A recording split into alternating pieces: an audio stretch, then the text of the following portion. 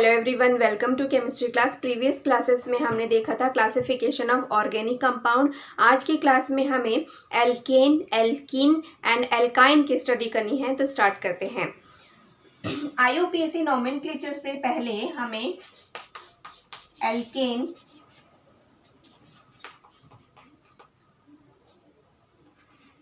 Alkene and alkyne की study करनी है। तो इसमें एक और इंटरमीडिएट आ जाता है जिसमें हम ब्रांचिंग के फॉर्म में लिखते हैं, वो होता है एल्किल ग्रुप। तो ये है एल्केन एंड नेक्स्ट है एल्किल ग्रुप।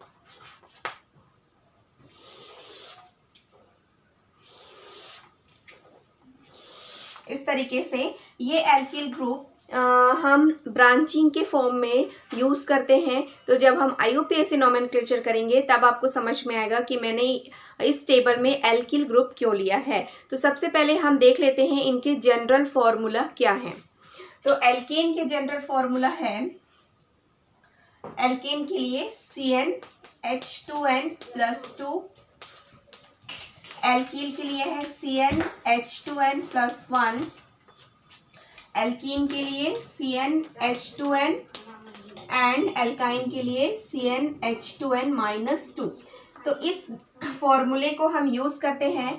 तो अब हम इसमें number of carbons and hydrogens रखते हैं। तो n is equal to Cn means number of carbon and यहाँ पे भी नंबर ऑफ कार्बन ही लेंगे। तो सपोज अगर मैं 1 लेती हूँ, C is equal to 1, n की वैल्यू 1 है, तो यहाँ पे C1 2 इंटू 1 प्लस 2, तो क्या आएगा C 2 प्लस 2 4, तो आएगा CH4।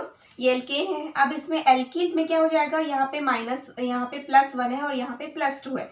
तो यहाँ पे देखिए C1H2 इंटू 1 प्लस 1, तो यहाँ पे क्या आ जाता है CH3, 2 1 ज़ा 2 प्लस 1, तो यहाँ पे आ जाता है 3। तो यहाँ पे इनकी वैलेंसी जो है वो इनकम्प्लीट है। क्यों? क्योंकि ये एक सेकेंडरी फॉर्म में हम लेते हैं, ब्रांचिंग के फॉर्म में, इसलिए। अब यहाँ पे देखते हैं C1H2 इंटू 1, तो यहाँ पे क्या आ जाएगा CnCH2, तो यहाँ पे भी 2 वैलेंसीज फ्री हैं।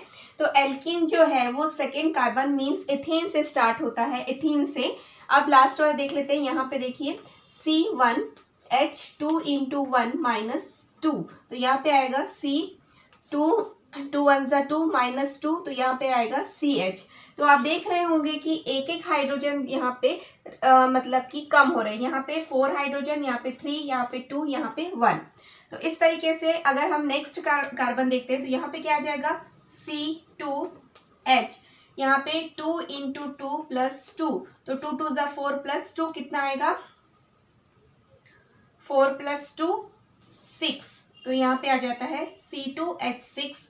यहाँ पे क्या आ जाएगा, एक हाइड्रोजन यहाँ पे रिप्लेस कर देते हैं, तो यहाँ पे आएगा C2H5, यहाँ पे आएगा C2H4, यहाँ से 5, यहाँ पे 6 है, यहाँ पे 4, 5, यहाँ पे 4 एंड यहाँ पे आ जाएगा C2H2। तो ये जो फर्स्ट कार्बन वाले कंपाउंड को हम क्या कहते हैं, ये है मेथ, और मेथ में ANE लगा देंगे। देखिए यहाँ पे जो सफिक्स होता है, एल्केन के लिए क्या होता है ANE, एल्किल के लिए YL, एल्कीन के लिए ENE, और यहाँ पे हो जाता है YNE। तो एल्कीन में मैंने क्या लिया है, मीथेन, मेथ प्लस ANE, ये है मेथाइल ग्रुप।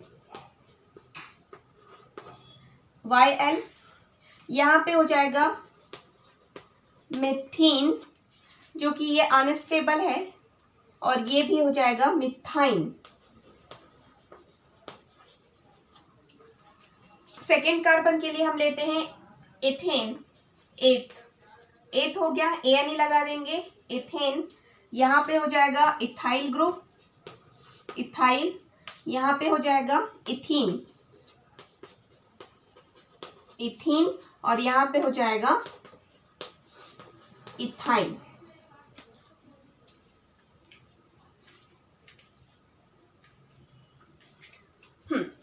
थर्ड कार्बन के लिए निकालते हैं, तो यहाँ पे आ जाएगा C3H 2 into 3 plus 2, तो 2 3 is 6, 6 plus 2 8, तो यहाँ पे आ जाता है 8। यहाँ पे आ जाएगा C2H, यहाँ पे 8 है तो यहाँ पे आएगा 7, C3 है ना, C3H यहाँ पे 7 है तो यहाँ पे आ जाएगा 6। आप जनरल फॉर्मूले से भी निकाल सकते हैं, यही आएगा है ना।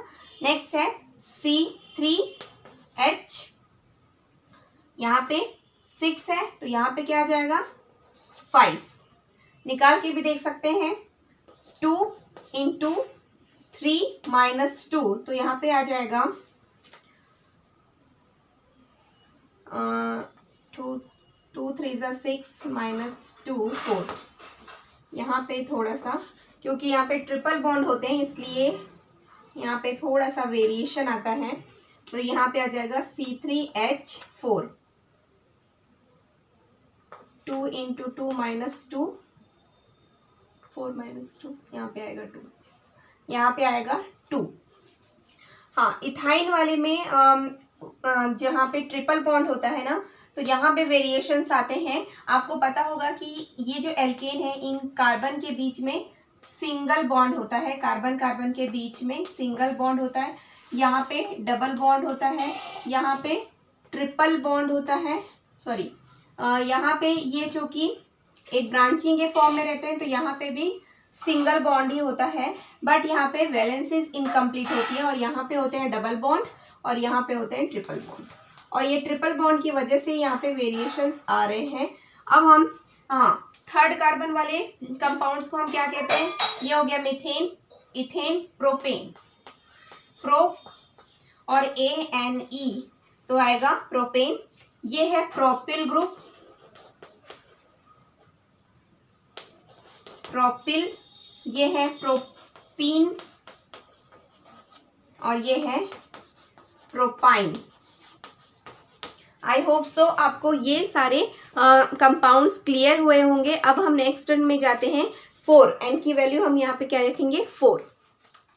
तो हमने प्रोपेन तक निकाल लिया है। अब हम चलते हैं ब्यूटेन, मीन्स एन की वैल्यू अगर 4 रखते हैं तो यहाँ पे आएगा C4H 2 into 4 plus 2, 4 2 is 8, 8 plus 2 10, तो यहाँ पे आ जाता है 10। यहाँ पे आएगा C4H 2 into 4 plus 1, तो 2 2 is 2 4 is 8 plus 1 9। यहाँ पे आ जाता है C4H8, जस्ट डबल होता है, CN का जस्ट डबल है 2N, तो यहाँ पे C4H8 होगा और यहाँ पे C4H 2 into 4 minus 2, 2 4 is 8, 8 plus 8 minus 2 6। तो प्रोपेन के बाद क्या आता है butane, but plus ANE, butane, butyl group, next butene and final butyne.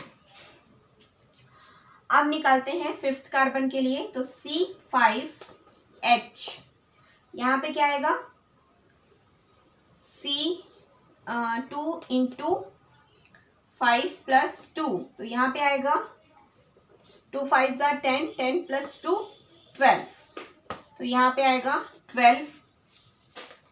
यहाँ पे आएगा C5H11, क्योंकि 1 है यहाँ पे 2 है, और यहाँ पे C5H10 जस्ट डबल है, इसलिए यहाँ पे निकालना होता है हमें C5H 2 into 5 minus 2, तो यहाँ पे आएगा 10, 10 minus 2 8।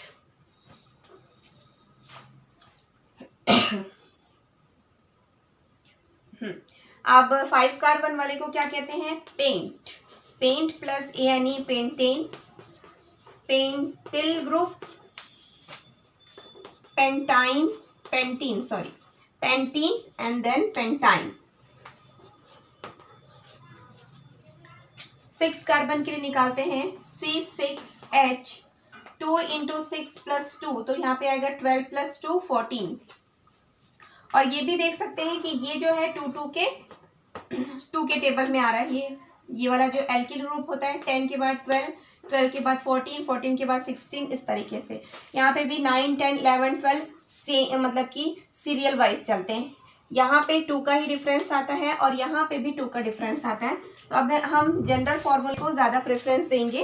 तो अब यहाँ पे देख लेते हैं 6 कार्बन के लिए। तो यहाँ पे आएगा C6H13, 2 into 6, 12 plus 1 13, then C6H12 and C6, यहाँ पे 6 प्लस -2 12 -2 10। तो ये है hexane, hex plus hexane. Next है hexyl group, hexene then hexyne. अब नेक्स्ट है 7 कार्बन के लिए। 6 कार्बन तक हमने निकाल लिया है। अब हम चलते हैं 7 कार्बन के लिए। तो 7 C7H2 into 7 14, 14 plus 2 16,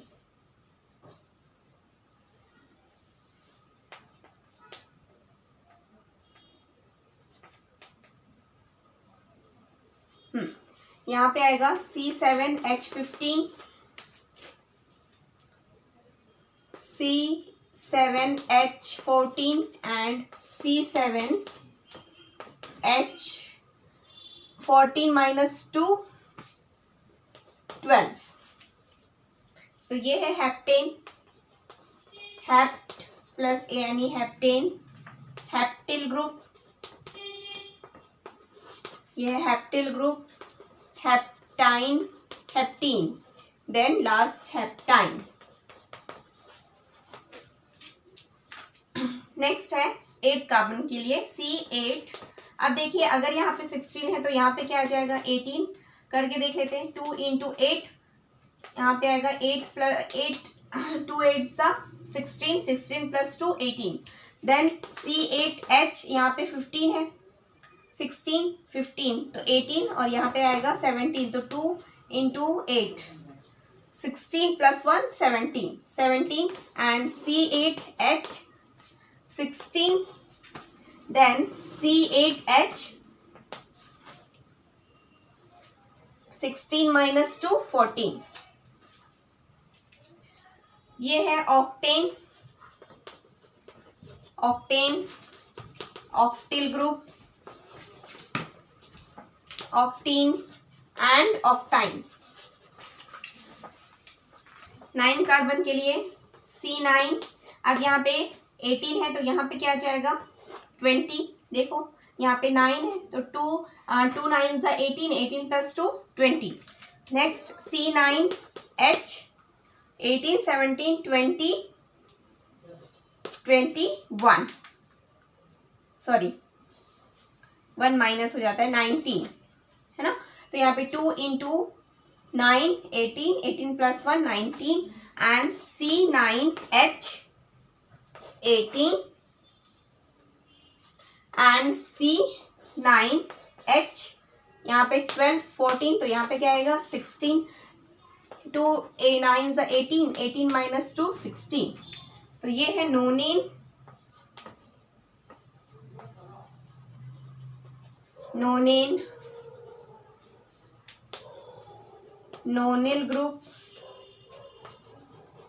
नोनीन and नोनाइन।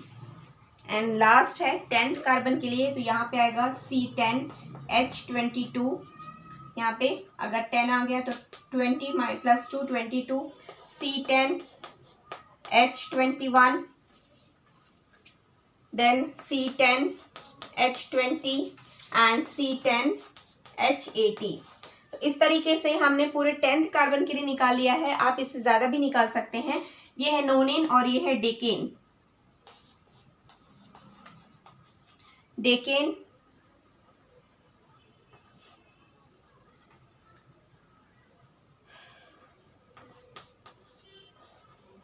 डेकिल group, इसको थोड़ा ऊपर लिखती हूँ मैं। आपको आई होप सो ये 9th कार्बन तक क्लियर हो गया होगा। मैं ये 10th कार्बन वाले को ऊपर लिख रही हूँ। तो मैंने 10th कार्बन वाले कंपाउंड्स को ऊपर लिखा है। तो ये है डेकेन, डेकिल ग्रुप, डेकिन एंड डेकाइन। तो इस तरीके से हमने 10th कार्बन के लिए ये alkene, alkyne, alkane, alkyl, alkene and alkyne groups हमने निकाले हैं। आप 10 से भी ज़्यादा निकाल सकते हैं। अगर आपने मेथेन से लेके पूरा डेकेन तक अच्छे से स्टडी कर लिया है तो आपको IUPAC नोमेनक्लेचर में कोई भी प्रॉब्लम नहीं होगी। आपको सबसे पहले ये एल्किल ग्रुप्स जितने भी हैं means carbon number 1 means methane से लेके डेकेन तक, और ये सारे अच्छे से आपको याद करना है, प्रैक्टिस करना है। आपको प्रैक्टिस करते करते ही आपको याद हो जाएगा। तो ये सारे कंपाउंड्स आई होप सो आपको क्लियर हुए होंगे। इनके जनरल फार्मूला से हमने कैसे इन कंपाउंड्स को, इनके मॉलिक्यूलर फार्मूला कैसे निकाला है वो आपको समझ में आया होगा। आई होप सो ये वीडियो आपके लिए हेल्पफुल रही होगी। Thank you so much for watching.